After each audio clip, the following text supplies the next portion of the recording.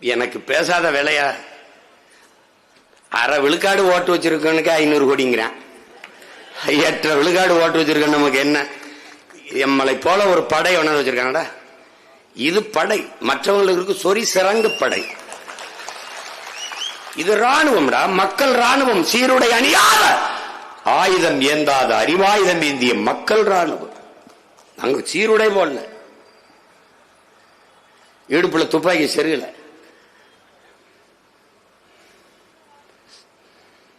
அதை விட வலிமையான ஆயுதம் வச்சிருக்கோம். போர்க்களத்தில் துப்பாக்கியை விடவும் வலிமையான ஆயுதம் புத்தகங்களே என்கிறான் லெனின்.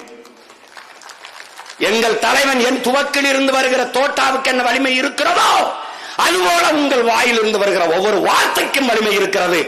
இரண்டும் இணைந்து வெடித்தால்தான் இன விடுதலை பிறக்கும் என்கிற அந்த துவக்கு கவனித்திருக்கலாம். ஆனால் அவன் பிள்ளைகளின் வாக்கு நானே பரவாயில்லைங்கிற அளவுக்கு பேசுவான். என் பிள்ளைகள் எல்லாம் பார்த்துக்க. நீ இப்பவே எனக்கு பாரு நேரம் எப்ப கொடுக்குறான் பத்தியில. இதே கெஞ்சி கெஞ்சி இறங்குப்பா, எனக்கு கொஞ்சம் இடம் கொடுப்பான்னு சொல்ல வேண்டியது இருக்கு. இன்னும் நிறைய பேர் கூட்டத்தில் இருக்கான். அவனெல்லாம் பேச விட்டேன்னு வச்சுக்க, நாளைக்கு தான் எனக்கு கொடுப்பான் நேரம்.